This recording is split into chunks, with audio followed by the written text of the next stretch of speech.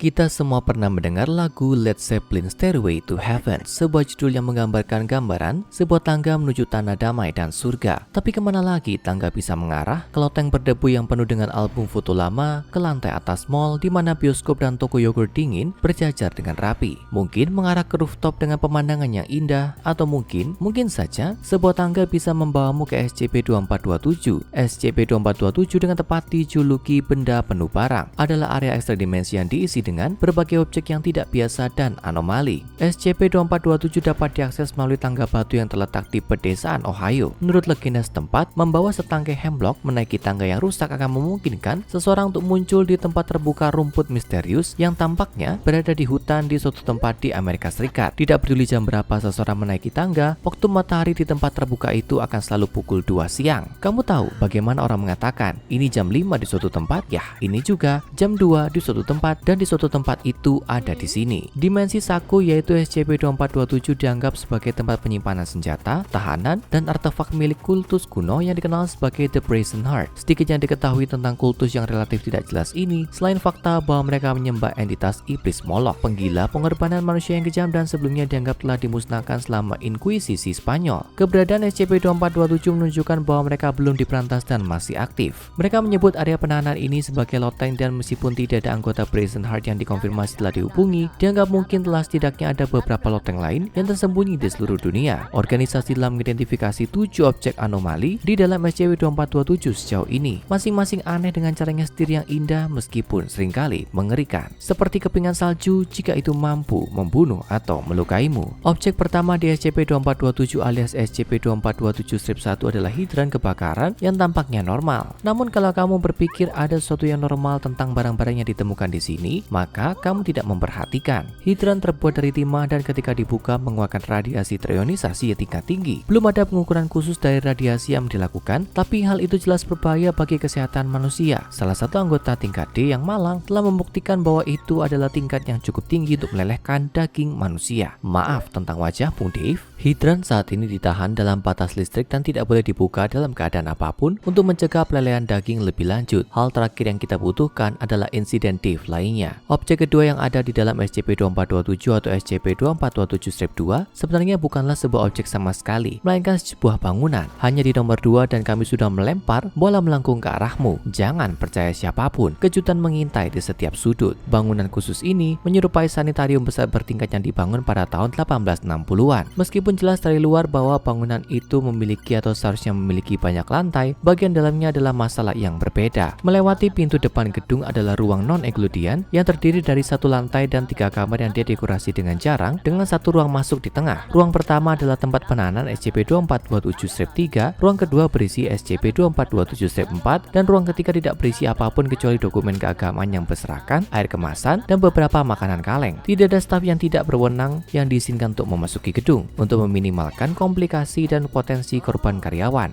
2 anomali pertama dalam daftar ini bahkan tidak aneh menurut standar organisasi SCP. Tentu, hidran bisa melelehkan wajahmu dan bangunan itu menentang hukum fisika dan ruang. Tapi itu hanya hari Selasa biasa di sekitar bagian ini.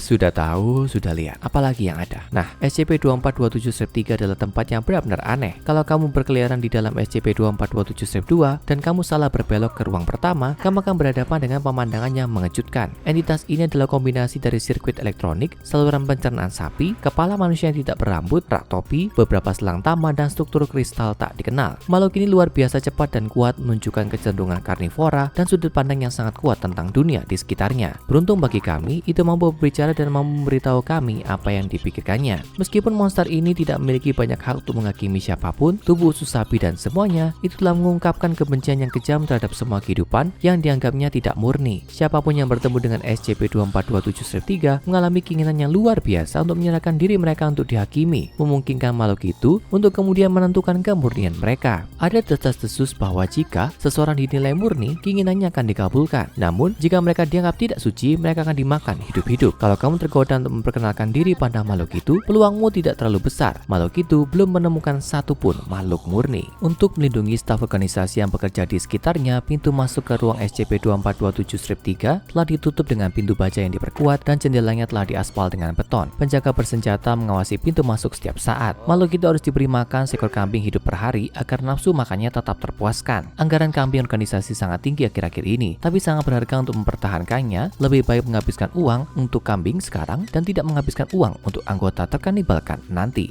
SCP-2427-4 terdiri bukan dari objek yang terletak di dalam ruangan, tapi ruangan itu sendiri. Ruangan lantai linoleum yang tidak berisi furnitur memiliki efek aneh pada jiwa manusia. Begitu seseorang melangkahkan kaki ke dalam ruangan, mereka kehilangan kesadaran selama 5 menit. Selama waktu ini, mereka akan berbicara dengan bebas, mendata berbagai kualitas negatif tentang diri mereka sendiri. Begitu mereka sadar, mereka tidak memiliki ingatan memasuki keadaan ini atau apapun yang mereka katakan selama itu. Lebih murah daripada terapi kan? Tapi itu juga jauh lebih aneh dan kurang efektif. Jadi, kamu mendapatkan apa yang kamu bayar pada akhirnya. Seorang anggota tingkat D yang diamati di dalam ruangan membuat puisi puitis tentang kegagalan pribadinya. Memulai monolognya dengan "Jiwaku adalah sarang laba-laba" dan mengakhirinya dengan "Wahai pendengar, dari mana aku terbangun, ragu untuk tidak memberi makan daging dan jiwaku kepada binatang hakim. Seseorang beri orang ini pelukan." Karena ruangan itu tampaknya tidak memiliki efek buruk pada subjek uji manusia, kecuali menyebabkan semua orang yang mendengar monolog mereka sedikit tidak nyaman. Tidak ada prosedur penahanan yang berlaku untuk itu saat ini. Kita punya ruangan, hidran kebakaran, dan hibrida robot daging yang mengerikan, dan sekarang kamu bahkan tidak bisa mempercayai awan di langit. SCP-2427-5 adalah awan yang tampaknya tidak bersalah, melayang diam di atas gedung. Ketika dilihat oleh manusia selama lebih dari 3 detik, awan akan mengeluarkan bola timah padat ke arah orang tersebut dengan kecepatan supersonik. Itu benar, penonton. Awan ini dapat dan akan menembakmu. Itu benci diamati, tapi juga benci ketika kamu mencoba meninggalkan perimeter. Itu akan menyerang siapapun yang mencoba pergi dengan menembakkan bola timah yang sama ke arah mereka. Sejauh ini 14 anggota telah terbunuh oleh awan yang sangat agresif ini. Dan beberapa orang masih berpikir badai petir dan hujan es adalah hal terburuk yang ditawarkan awan. Sangat naif. Karena ini adalah awan, literal tidak ada cara untuk menahannya. Jadi tidak ada orang di sekitar awan yang diizinkan untuk melihatnya selama lebih dari 3 detik setiap kali. SCP-2427-6 adalah serangkaian 18 pohon kecil tersebar di seluruh SCP-2427. Di atas tanah, pepohonan terlihat normal, meskipun spesiesnya terbukti sangat sulit ditentukan. Dari perspektif eksternal, itu hanyalah pohon biasa. Namun analisis radar mengungkapkan bahwa akar pohon ini sangat aneh. Alih-alih akar pohon yang berliku-liku, tanah di bawah pohon-pohon ini berisi massa dalam bentuk tubuh manusia. Para peneliti yang mengamatinya merasa jijik. Massa humanoid ini kadang-kadang berkedut dan bergerak seolah-olah hidup. Pepohonan itu sendiri tampaknya tumbuh dari area selangkangan setiap sosok humanoid, semacam Morningwood. Pengaturan antara pohon dan orang ini tampaknya semacam hukuman karena setiap pohon ditandai dengan plakat bertuliskan orang bejat menderita apa yang harus mereka rasakan.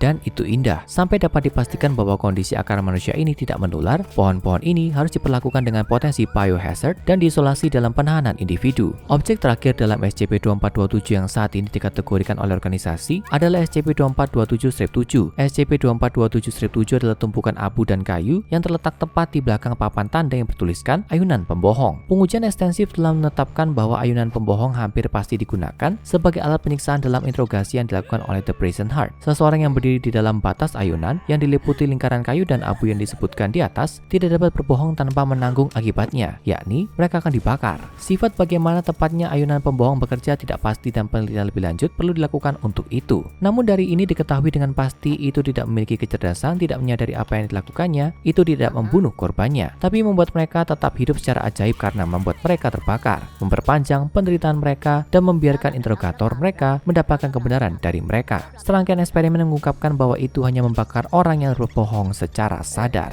Anggota tingkat D yang diberikan informasi palsu untuk diulang di ayunan tanpa mengetahui kepalsuannya tidak dibakar. Namun ketika anggota tingkat D yang sama itu secara sadar berbohong di perbatasan, dia segera dibakar. Hampir pasti bahwa kultus Brazen Heart menggunakan ayunan sebagai metode untuk menginterogasi pembohong di tengah-tengah mereka. Penyelidikan lebih lanjut kemungkinan akan mengungkapkan sisa-sisa manusia di bawah ayunan itu sendiri. Meskipun ini hanya hipotesis saat ini. Tapi ayolah, pasti ada tulang di suatu tempat di bawah sesuatu yang tidak menyenangkan seperti ayunan pembohong. Meskipun mereka hanya mengidentifikasi 7 anomali di dalam SCP-2427 saat ini, ada banyak lagi yang mengintai di sana yang menunggu untuk ditemukan. Di ruang masuk SCP-2427-2, organisasi menemukan daftar barang yang sangat tidak menyenangkan. Jelas milik anggota kultus Brazen Heart. Daftar ini mencakup beberapa item yang sudah dikenal seperti perbekalan ziarah yang juga dikenal sebagai kacang kalengan dan sup yang ditemukan di SCP-2427-2, pengawas kemurnian tingkat 3, mesin pembersih, menyamar sebagai hidran kebakaran dan ayunan pembohong. Namun itu juga menahan banyak hal yang belum ditemukan seperti One Slaughtering Perseverance, 27 Fiery Children, 3 Ascended Cultivars, 7 Strupim Angelics, 9 Dragons, dan The Brazen Heart itu sendiri. Dr. Gordon McElroy, Direktur Lokasi Area 2427 membuat memo kepada semua staf tingkat 4 dan lebih tinggi yang ditugaskan di area tersebut setelah menemukan daftar ini. Dapat dimaklumi dia paling khawatir tentang Supreme Angelics dan Dragons, terutama yang terakhir. Kultus seperti kebanyakan kultus menyukai bahasa yang sengaja tidak jelas, tapi kamu tidak ingin mengesampingkan kemungkinan mereka memiliki satu atau dua kadal bernafas api yang disembunyikan. Sementara itu, saat organisasi bekerja untuk memahami isi SCP-2427, area tersebut telah ditutup untuk umum. Sebuah perimeter 500 meter telah didirikan di sekitar pintu masuknya dan sebuah country club private palsu telah didirikan sebagai bagian depan. Hanya masalah waktu sebelum sisa anomali dalam daftar ditemukan dan benda penuh barang ini menjadi lebih penuh, bahkan lebih banyak lagi. Mari kita berharap tidak ada yang keluar, karena jika ada lebih banyak loteng di luar sana, siapa yang tahu apalagi yang disembunyikan Brazen Heart. Kultus kecil mereka mungkin tidak punah seperti yang kita duga. Sekarang tonton SCP-1461 Rumah Cacing dan SCP Tangan Ular terungkap untuk aktivitas okultisme yang lebih gila yang diselidiki oleh organisasi SCP.